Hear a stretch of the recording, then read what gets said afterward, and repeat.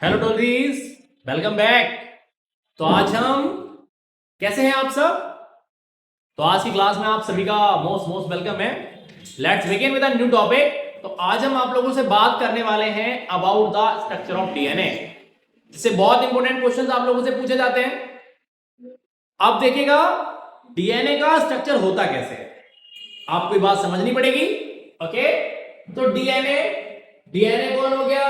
तो डीएनए हो गया आपका deoxy ribo nucleic acid. Okay, deoxy का मतलब क्या है? इसमें एक ऑक्सीजन कंपेयर और कम हो जाता है एज कंपेयर टू आरएनए। तो देखिए, the correct structure of DNA was firstly discovered by James Watson and Frederick Crick. तो आपको बैटसन क्रिक से भी चल रहा है। एक क्वेश्चन और आता है कि जो बैटसन एंड क्रिक ने जिस डीएनए को देखा था वो किस प्रिंसिपल बेस्ड था? तो that based on the principle of X ray diffraction. कौन? एक्स-रे डिफ्रैक्शन से किसने दिया था? Data produced by Maurice Wilkins and Rosalind Franklin. तो फ्रैंकलिन और ब्लिंकिंस भी याद करके काम चल जाएगा। देखो, जब भी क्वेश्चन आता है कि किस पर बेस्ड था, तो एक्स-रे डिफ्रैक्शन किसने दिया था? तो आप देखेंगे कौन? ब्लिंकिंस एंड फ्रैंकलिन। हमारे पास जो डीएनए होता है बी टाइप ऑफ डीएनए होता है बेटा, ठीक है। 5 टाइप्स ऑफ डीएनए होते हैं, उनमें से हमारे पास कौन सा होता है? बी टाइप का डीएनए होता है। डीएनए होता क्या है? DNA is a genetic material which is responsible for the transmission of characters from parents to their progeny। आप जो अपनी मम्मी पापा के जैसे दिख रहे हैं वो किसकी वजह से दिख रहे हैं? आप में कैरेक्टर्स किससे आते हैं? डीएनए से आते हैं। अब आप बेटा सेम नहीं होते, आप में चेंजेस होते हैं, एग्जैक्ट कॉपी नहीं होते। क्यों होते हैं बेटा ऐसा? ऐसा इसलिए होता है क्योंकि डीएनए में, मतलब जब हमारे पास गैमीट बनता है, फादर से स्पर्म आता है, मदर से ओवम आता है, ठीक है। तो फादर से कौन आया? स्पर्म आया, और मदर से कौन आया? ओवम आया। तो आपको पता है आपके फादर और मदर के पास क्या है?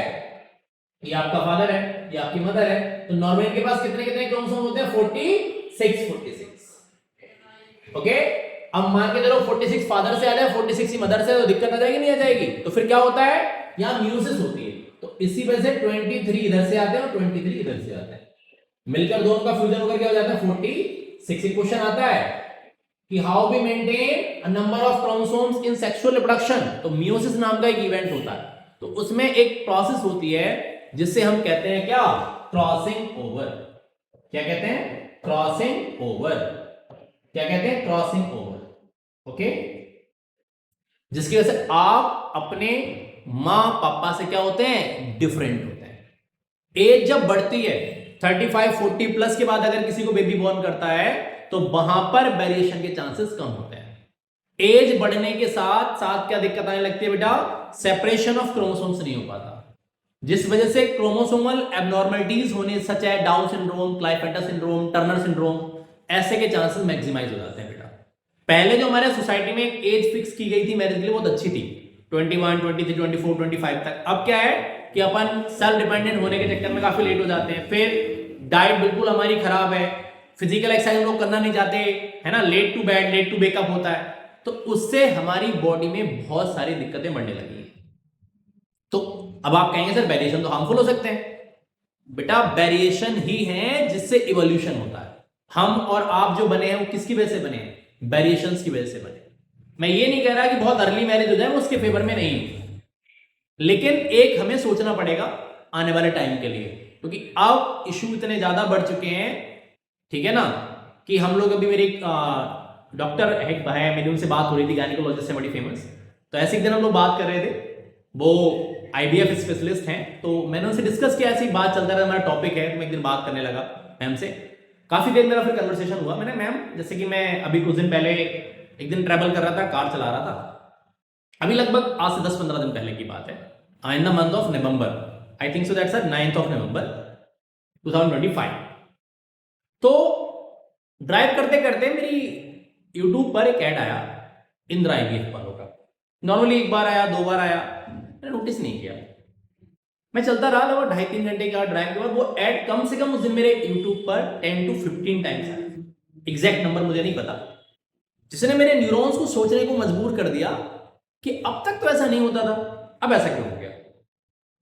उस दिन मुझे लेट हो गया आने में घर, मैंने उस दिन बात नहीं की। नेक्स्ट दिन जब मुझे टाइम मिला तो मैंने डॉक्टर से बात की, तो उन्होंने मेरे को बोला कि राम सर बहुत बड़ा इशू है, आप अभी तो आपको लग रहा है, लोग समझने लगे चलो ऐसे नहीं होगा तो आईवीएफ से करा लेंगे, लेकिन आने वाले 20-25 साल के बाद बेबी आईवीएफ से भी गौर नहीं करेंगे। तो मैंने उनसे पूछा ऐसे कि साइंस फेल हो जाएगी क्या? बोले साइंस फेल नहीं हो जाएगी, जब बॉडी में पोटेंशियल ही नहीं होगा, ओवम ही नहीं बनेगा, स्पर्म नहीं बनेगा, यूट्रस प्रेगनेंसी को बियर करने की कंडीशन में नहीं होगा, तो फिर बच्चा आएगा कहां से? मैंने पूछा उसके पीछे का रीजन क्या है?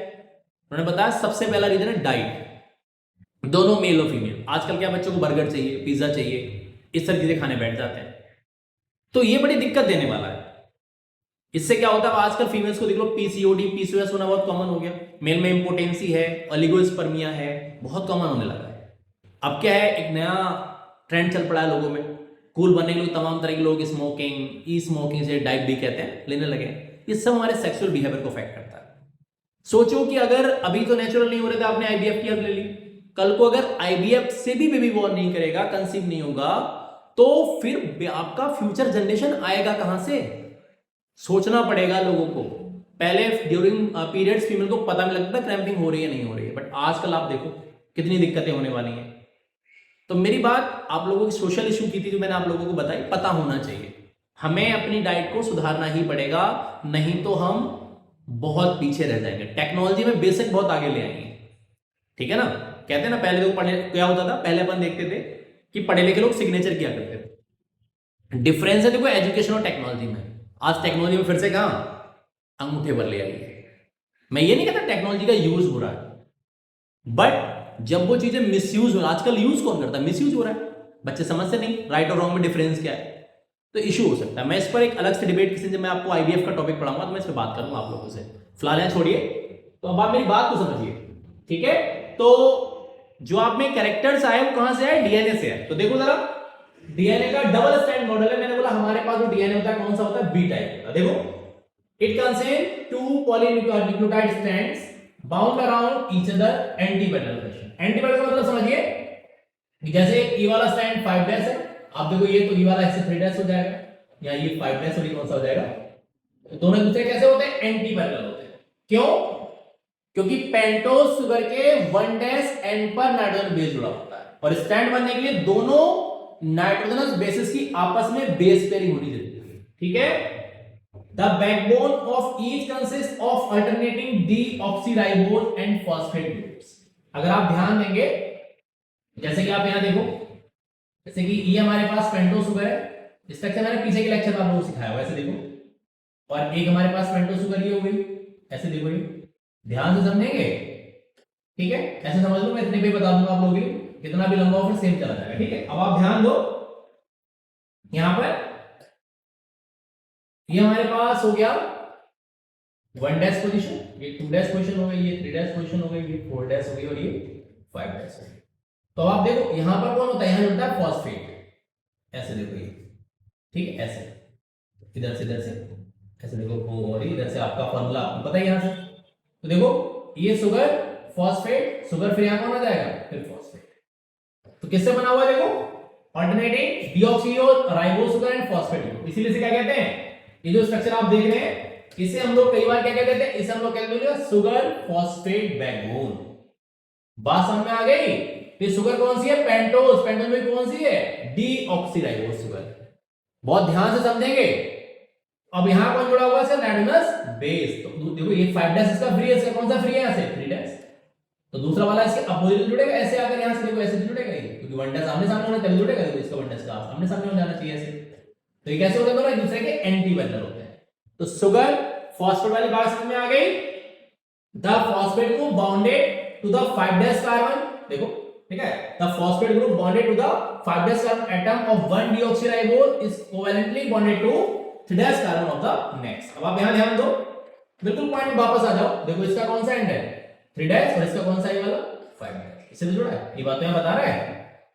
आगे देखो, अगला कॉन्सेप्ट है 1 purine is always connected with another pyrene, जैसे एडेनिन विद थाइमिन और साइटोसिन विद कौन? Guanine, through hydrogen bonds.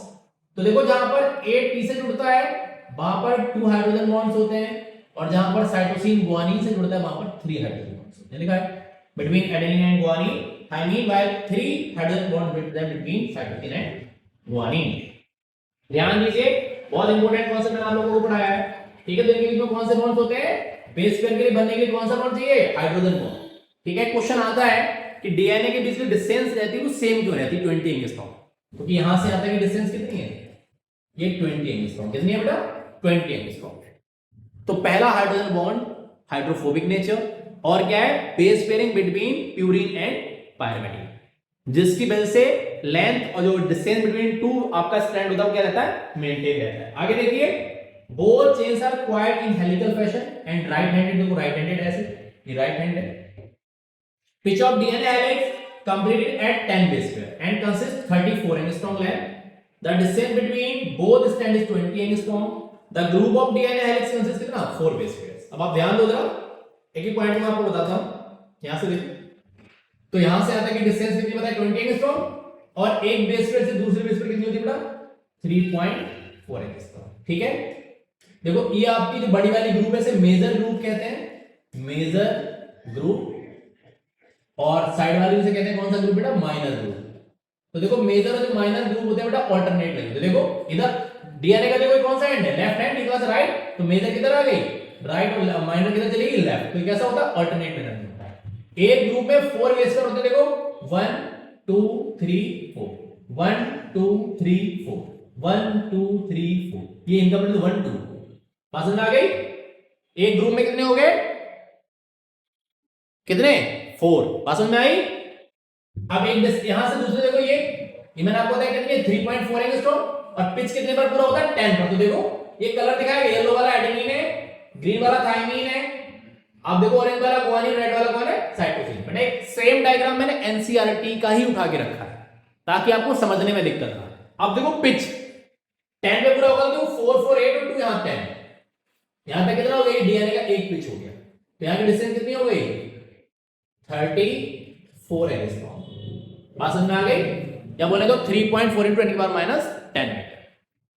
जब एक से, सिंपल सी बात है, तो कितना, जब एक बर्स्ट पेयर से दूसरे में कितना 3.4 × 10 कर लो ना, तो कितना हो गया? 34 एंगस्ट्रॉम। बताइए, लेंथ वाली बात समझ में आ गई? तो डीएनए के स्ट्रैंड कैसे हो गए? एंटी पैरेलल हो गए।